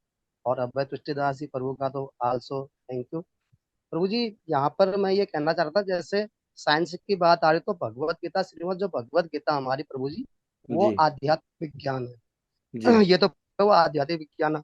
और दूसरी बात जैसे अभी प्रभु जी ने कही थी, ये तरुण कुमार प्रभु जी ने कि कार की बात कही थी प्रभु जी, कार को कहाँ इस्तेमाल करना है। ये बॉडी भी ऐसे ही एक वाहन है प्रभु जी, ये भी एक साधन है। तो बिल्कुल। बॉडी को भी, इसको भी हमें ये, इसको भी हम उपयोग जो कर रहा है वो मंदिर के लिए करें, ये पैर, या मधुशाला के लिए करें, सेम है प्रभु जी। ये भी क्योंकि एक साधन है, ये भी ज्यादा दिन नहीं रुकने वाला है। तो ये क्योंकि केमिकल, जैसे प्रभु जी ने बताया कि सेल्स केमिकल इससे बना है, तो ये भी एक मेटेरियल जस्ट ए मशीन है प्रभु। जी और तीसरी बात है प्रभु जी, जी जो ये मैन मेड है तो वो अपूर्ण है प्रभु जी। विज्ञान यहाँ पर हम कह सकते हैं अपूर्ण है। और लेकिन जो गॉड मेड है, भगवान है आध्यात्मिक का, वो पूर्ण है। ये अंतर है विज्ञान और अध्यात्म में। अध्यात्म पूर्ण है और विज्ञान अपूर्ण है। ये जी अंतर प्रभु जी यहाँ पर है, और ये क्लियर है। और थैंक्स, मैं इसमें दुविधा में था कि ये इसके बगैर दोनों अधूरे हैं। ये मेरे मेरे विचार थे प्रभु। और लेकिन मेरे को ये आपके लेक्चर सुन के मैं कंफर्म हो गया हूँ कि ये सही है। तो प्रभु जी, ये मुझे लगता है मेरा एक निष्कर्ष ये निकला कि भगवान गॉड मेड इज पूर्ण है, वो पूर्ण है। और जो मानव मेड है वो अपूर्ण है। ये दोनों हाँ, में डिफरेंट। ये हरे बिल्कुल सही बात कही आपने। थैंक यू वेरी मच, आपने बहुत अच्छा पॉइंट दिया यहाँ पर। देखिए, जो मैं बताना चाहता था वो क्या है कि विज्ञान तो पूरा है। विज्ञान मीन्स कि आप जो भौतिक जगत में चीजें हैं वो भी जानो, और भगवान के तत्व को भी जानो। वो पूरा कब होता है, पूर्ण कब होगा, विज्ञान कब बनेगा, जब आप सब जानते हो, समग्र ज्ञान हो। भगवान यही बात कह रहे हैं। लेकिन जो लोग इसका एक छोटा सा पार्ट बनता है ना, मतलब मोटर बना लिया तो ये बहुत छोटा सा पार्ट हुआ है, वो उसी का पार्ट। अब उसको उससे अलग करके जो देखते हैं, तो जब आप पेरेंट चीज से किसी को अलग कर दोगे तो वो फिर उसमें पूर्णता नहीं रहेगी, वो अधूरा रहेगा। और जो मैन मेड क्रिएशन होगा, डेफिनेटली उसकी लिमिटेशंस बहुत ज्यादा होंगी। तो ये आप बिल्कुल ठीक कह रहे हैं। मतलब जो हमारा हमारा कॉन्सेप्ट है साइंस का, वो यही है कि जो वैज्ञानिक लोग बना रहे हैं वो साइंस है, और बाकी सब साइंस नहीं है। तो ये कॉन्सेप्ट ही इनकरेक्ट है। करेक्ट कॉन्सेप्ट ये है कि भगवान के विषय में जानना, उनको समझना, भक्ति करना, प्लस में मटेरियल चीजों को भी जानना, ये सारा मिला के साइंस है। इसी को स्पिरिचुअल साइंस बोलते हैं, यही अध्यात्म है। थैंक यू प्रभु। एक बार मैं मैं और सभी भक्तों से कहना चाहता हूँ कि प्रभु जी का धन्यवाद हरे कृष्ण मंत्र से करें, क्योंकि प्रभु बहुत अच्छा लगा आपकी क्लास। और आपको या अभय तुलसीदास प्रभु का बहुत बहुत धन्यवाद कि आप जैसे भक्तों से हमें रूबरू कराने का। तो मैं चाहता हूँ सभी लोग एक बार हरे कृष्ण मंत्र का जाप करें प्रभु जी के।